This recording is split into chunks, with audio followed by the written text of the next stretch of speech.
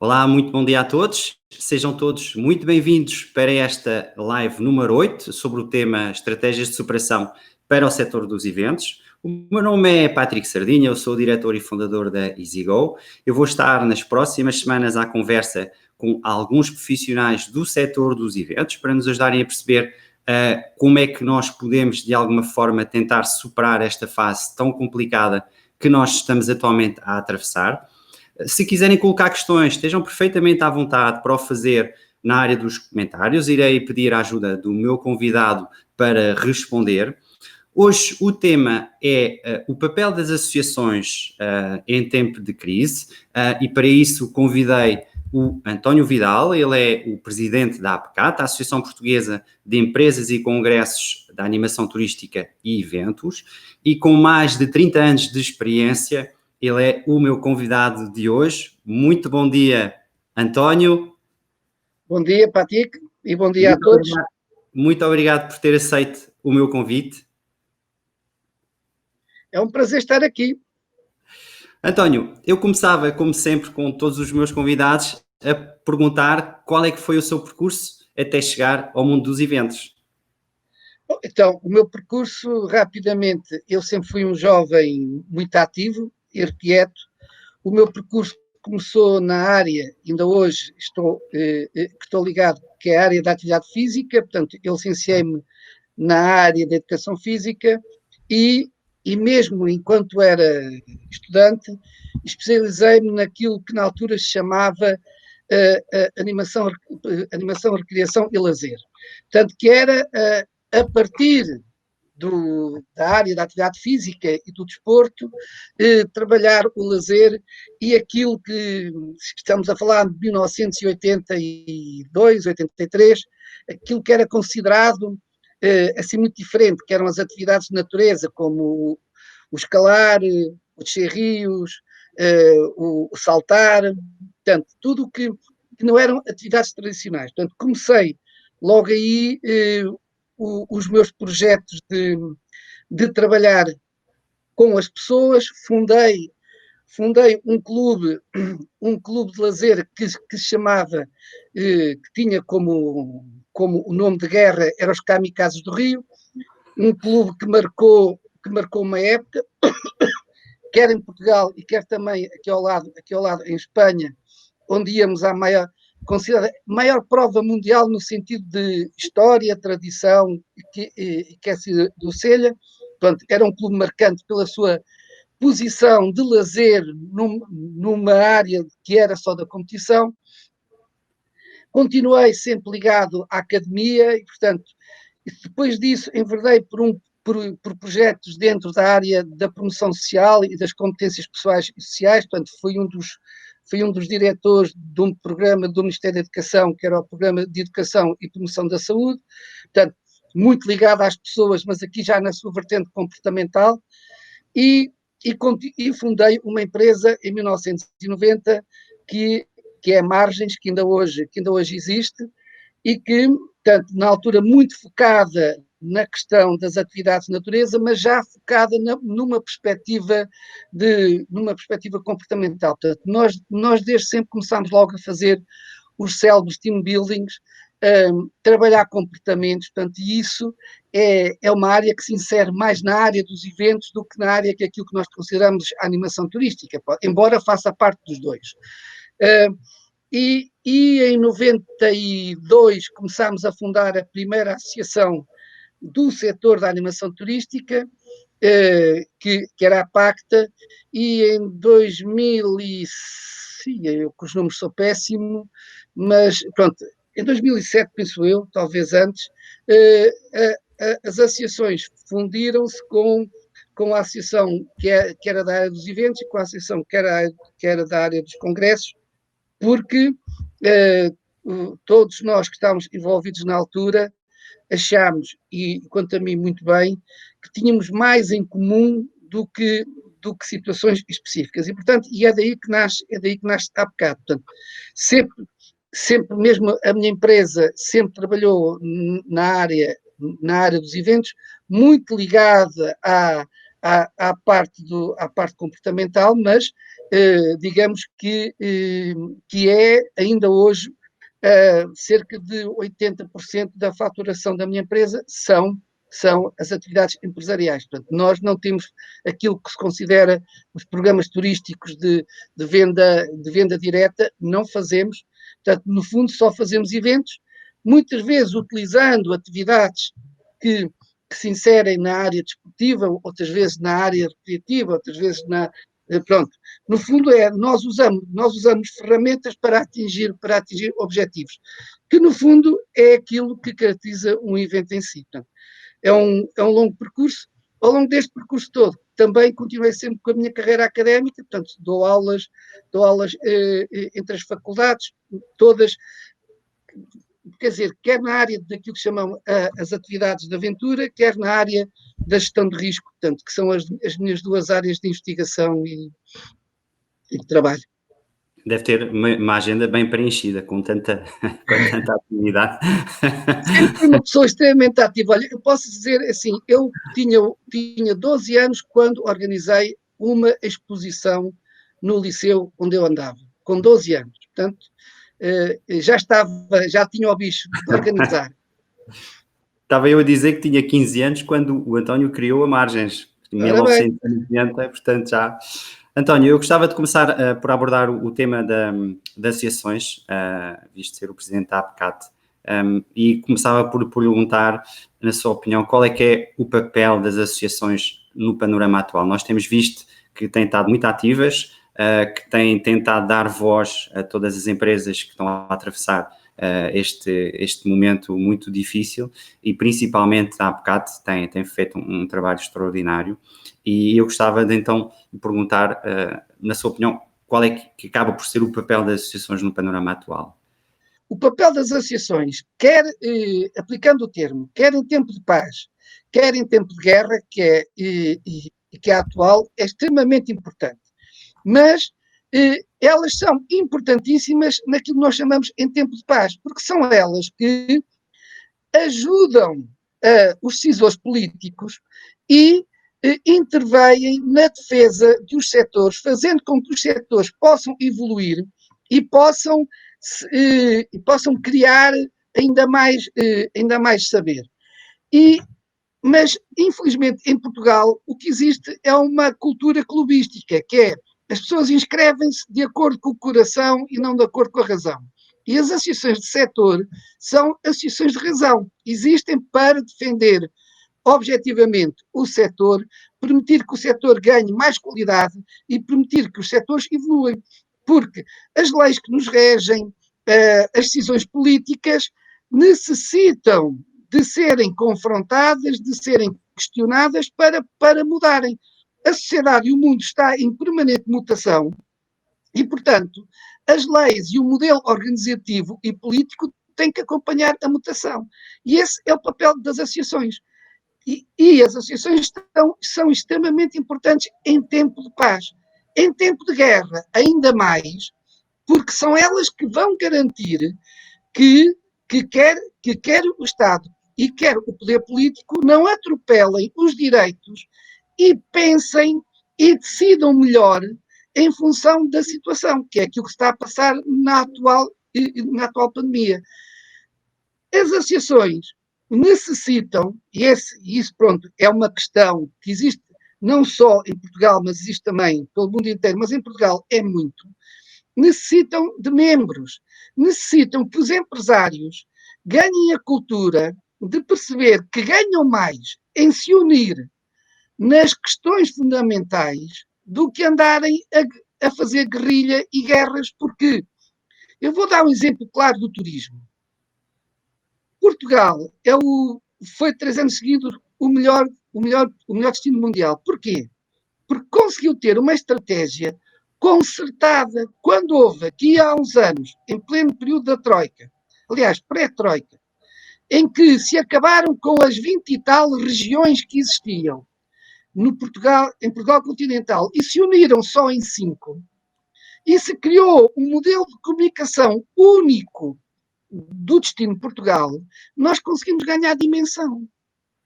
Portanto, É porque o que interessa é que as pessoas percebam que, apesar de serem competidores, e a competição é a coisa mais saudável que existe, porque leva-nos a criar, leva-nos a evoluir, leva-nos a querer ser melhor que o outro. Portanto, eu sou um homem que vem da área da competição, portanto, percebo muito bem o que isso é, mas os campeonatos fazem-se com todos.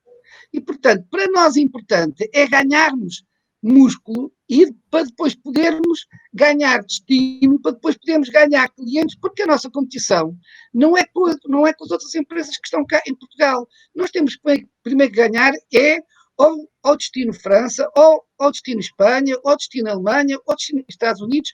Temos que os pôr a vir para cá. E, portanto, e para isso existem as associações. É muito importante, até porque depois nestas alturas de crise, nós temos que ir à luta, temos que ajudar o poder político a tomar as melhores decisões e para isso, para conseguirmos que o setor, quer sejam associados, quer não sejam, sobrevivam. Portanto, e essa tem sido a função da APCAT. Pensar nos seus associados, sim, mas pensar primeiro no setor. Se nós salvarmos o setor, salvamos os associados. Portanto, e isto tem sido o nosso pensamento. Né? Portanto, é conseguir construir uma solução de futuro. Uma das coisas que nós notamos nos últimos tempos é, de facto, um crescimento expressivo no número de associados, até porque a APCAT, na sua página de Facebook, tem vindo também a anunciar novos membros. Esperava que isso fosse acontecer. A que fator é que atribui este crescimento tão grande do número de associados? Quer dizer, o fator principal é a crise, não é? Eu vou fazer uma comparação. Nós andamos no dia-a-dia aborrecidos com isto, com aquilo, irritamos aquilo, lutamos, trabalhamos, não sei o quê. Alguém, ou nós mesmos, de repente temos uma doença daquelas em que a probabilidade de deixar de estar neste mundo é alta e começamos a ver as coisas logo de uma outra maneira.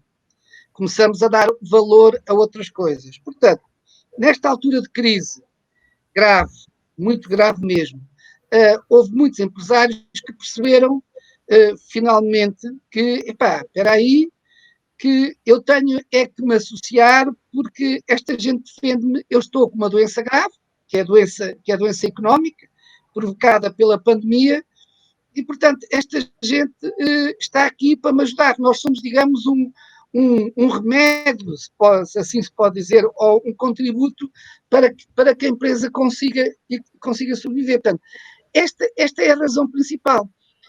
Eu acreditar que nós vamos fazer parte do tratamento para voltarem a poder ser saudáveis. Eu não vejo mal nenhum nisto, atenção, eu sou um homem, apesar de ser extremamente emocional, sou um homem extremamente racional neste tipo de coisas. Eu sou um homem que estuda comportamentos, portanto, não questiono, por norma, o comportamento das pessoas. Acho que elas têm todo o direito de pensar o que pensam e têm todo o direito de se exprimir, respeitando, logicamente, as questões das liberdades e do respeito uns pelos outros.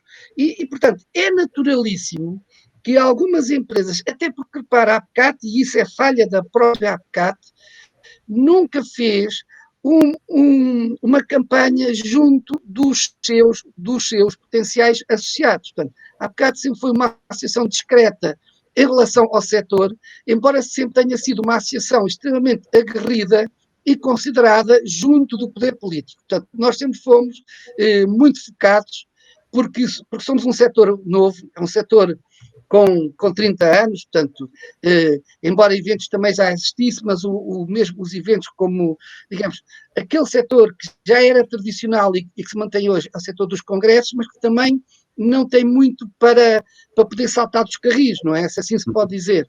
Agora, os eventos dão saltos extraordinários, quanto mais a lógica das experiências se afirma, os eventos ganham um potencial muito maior, a animação turística também.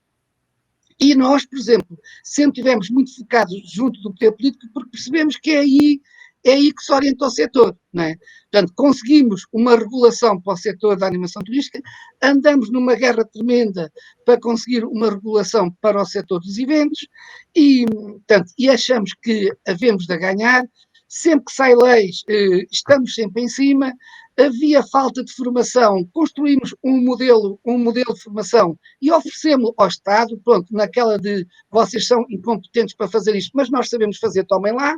Portanto, e isto deu-nos efetivamente uma grande visibilidade junto das estruturas, que levou também a que a APCAT, desde há 3 anos para cá, faça parte da direção e da confederação. Portanto, todo este caminho é um caminho reconhecido.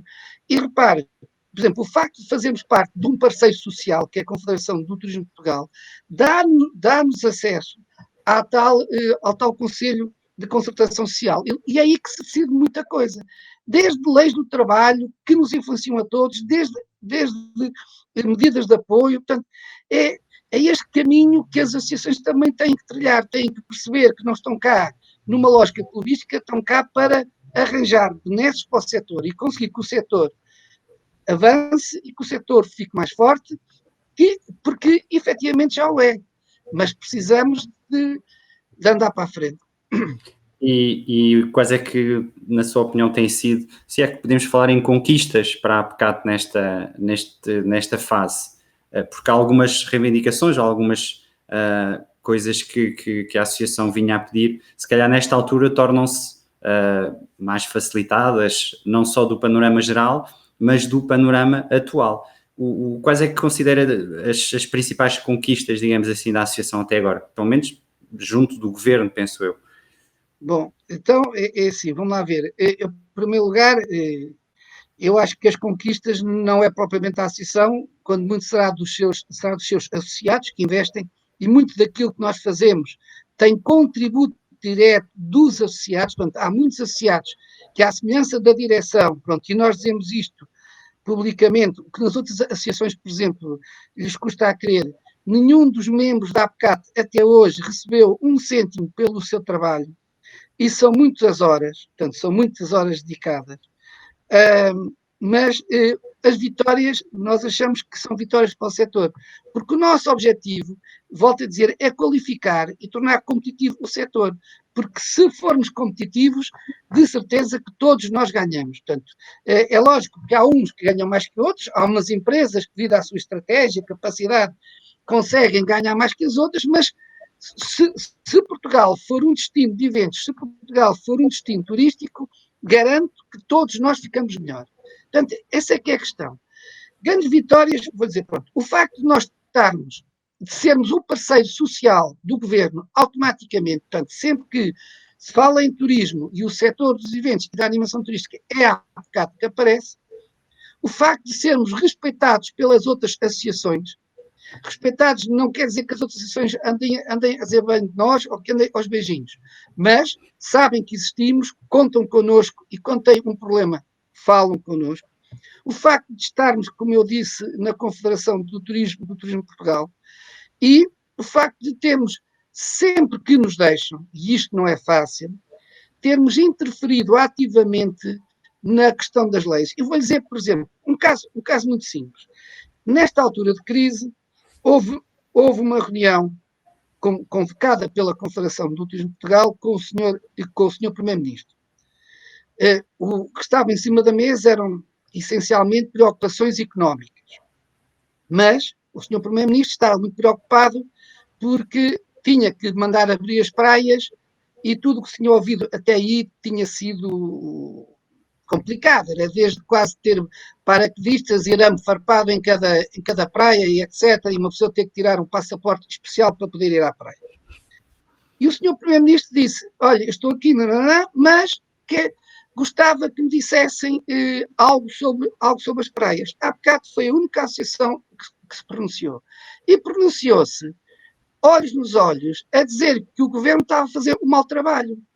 Mas é que foi assim claramente, assim, senhor Primeiro-Ministro, lamento, mas a partir do momento em que deixa uma instituição que faz parte do Estado vir para a rua fazer isto, quando o que devia estar a chamar era isto, o princípio orientador tem que ser um princípio de cidadania, responsabilizar o cidadão.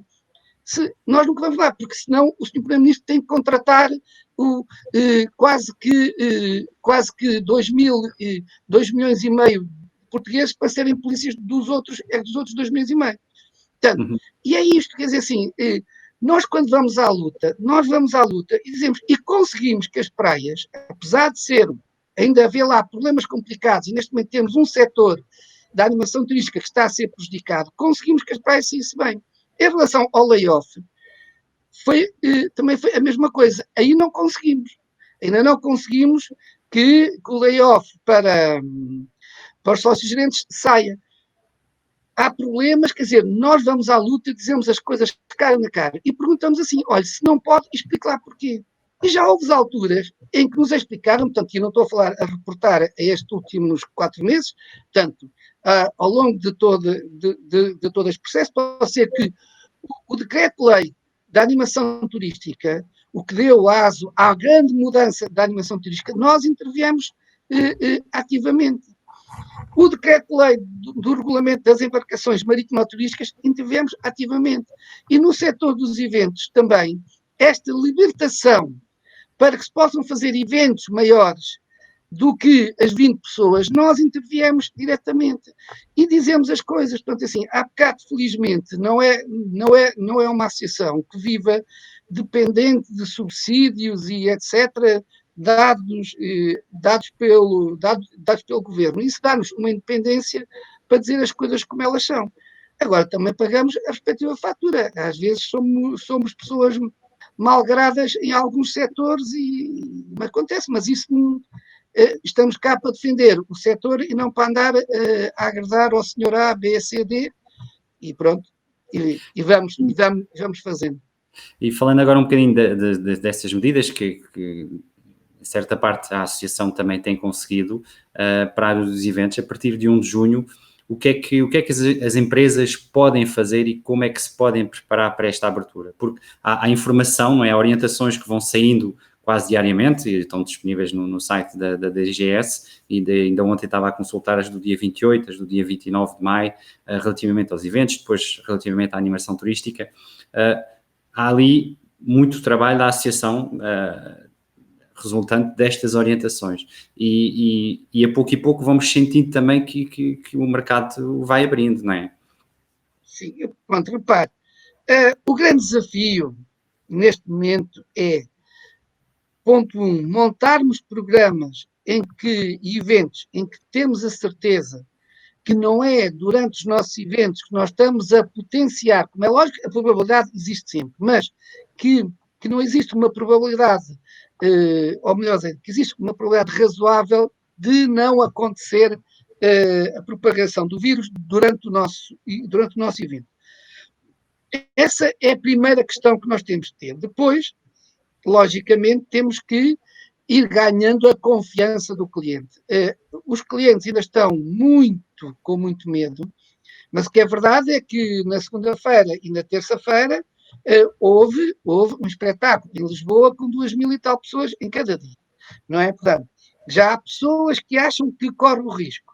Agora, nas diretivas da DGS, e infelizmente é uma instituição com a qual a APCAT ainda não conseguiu ter uma comunicação direta, temos vários canais indiretos e às vezes falta ali alguma coerência. Portanto, a Direção-Geral de Saúde é uma instituição que está virada para a saúde. Mas estas medidas que toma são muitas medidas que têm uma intervenção social. Eu sei que já tentaram integrar essa vertente social na própria Direção-Geral de Saúde, mas as instituições às vezes custam a mudar a sua cultura. Porque, repare, a questão da lotação. Nós temos aviões que vêm cheios, e como dizia a senhora Diretora-Geral de Saúde, é porque eles vêm todos sentados a olhar para a frente. Ok, então nós podemos dizer que todos os eventos que nós tenhamos participantes sentados a olhar para a frente também podem estar cheios. Isto é uma lógica, ok? Mas depois vamos para os transportes. Nos transportes, uma decisão portuguesa só podem dar 2/3, mas as empresas de transportes, aliás, até por causa da crise, não podem dar a comprar autocarros novos, nem a contratar motoristas novos, e, portanto, têm os horários que têm. E ainda ontem eu vi as queixas dos utentes a dizer que os autocarros iam cheios. E há aqui duas visões. Portanto, os 2/3 já foram. Portanto, é uma regra que ninguém cumpre. Portanto, sabe que eu sou, tal como disse, eu sou um homem do desporto. E da organização de eventos. Então, e dos comportamentos. Há algo que eu digo sempre nas formações que faço, que é assim, uma regra aparece para resolver uma situação.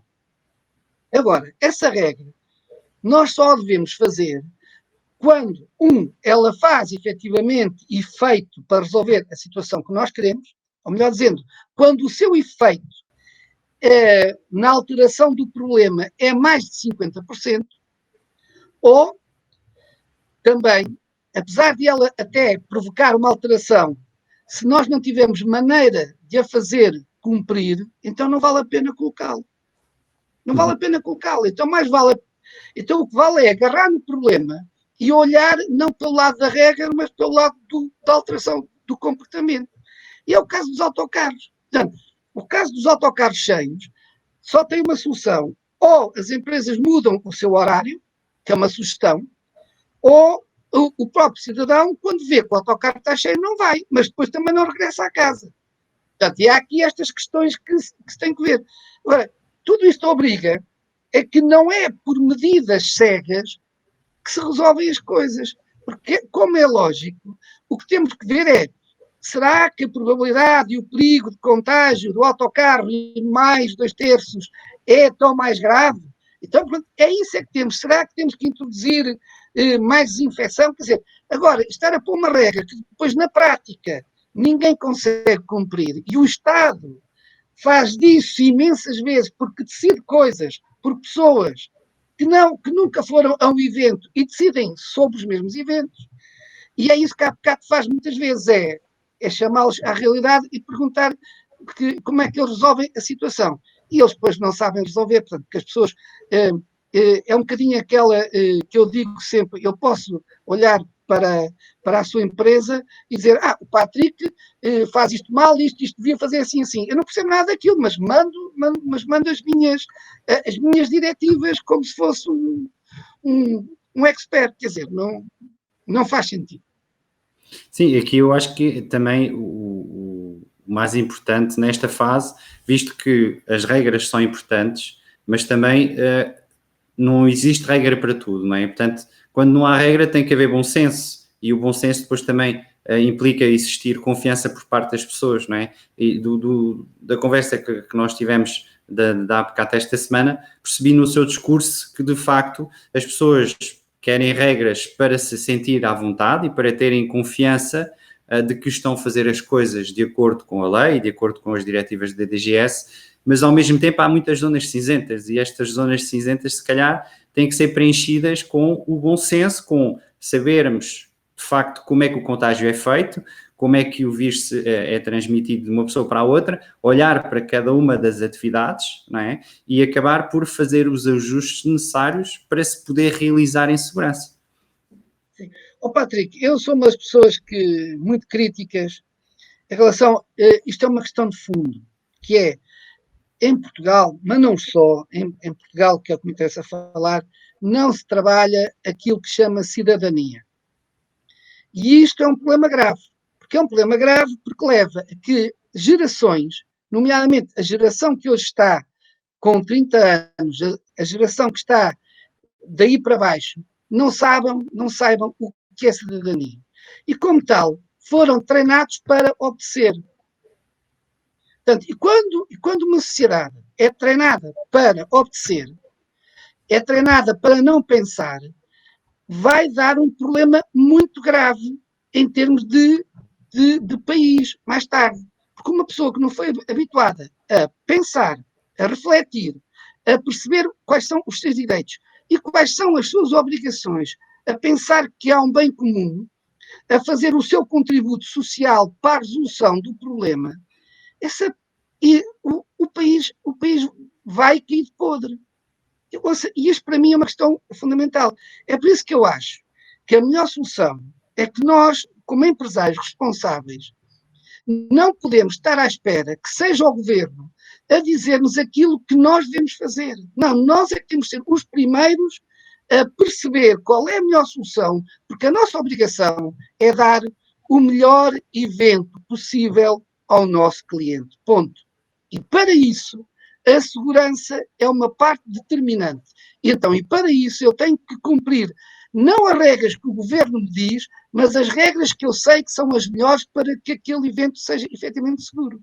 Portanto, eu, como empresário responsável de bom senso, não me posso pôr como sendo funcionário público que cumpre regras. Porque este é que é o problema. É que nós temos um aparelho de Estado que cumpre regras. Eu vou-lhe dar um exemplo de há muitos anos. Houve uma organização que fez um evento desportivo com automóveis e pediu autorização às autoridades. E as autoridades não lhe deram resposta. Portanto, e ele já tinha pedido, fez na mesma o evento. E houve um acidente. Sabe qual foi aonde nesse mesmo evento estavam presentes forças de segurança? Sabe qual foi a resposta que veio dessas forças de segurança? O evento não tinha sido autorizado. Pois, claro. É a hipocrisia do sistema a funcionar. Ser reativo em vez de ser proativo. É claro que aquele empresário, pronto, meteu-se, infelizmente, num problema do tamanho do mundo. Depois, a partir daí, os seguros não funcionam, aquelas coisas todas. Portanto, mas é isso que eu digo. Não é cumprir a regra. Por exemplo, já viu qual é o princípio do futebol? Patrick nunca jogou futebol.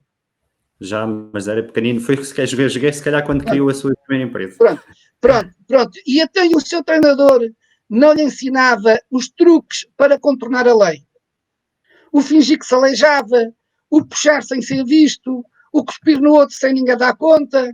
Quer dizer, em vez de trabalharem as questões fundamentais, não. Trabalham maneiras, quer dizer, portanto, e quando nós temos uma sociedade que trabalha assim, isto vai dar mau resultado. Ouça, quer dizer, eu acho que os empresários têm que fazer ver ao governo que nós é que somos os responsáveis, que eles é que são irresponsáveis, quando não têm competência ou capacidade ou possibilidade. Portanto, agora, como é lógico, eu não estou a colocar aqui em causa as pessoas, porque há muito boa gente e é excelente gente que trabalha no Estado e há políticos, e agora não estou a pôr a questão partidária, estou a dizer, há imensos políticos que são pessoas muito boas, que trabalham muito e etc.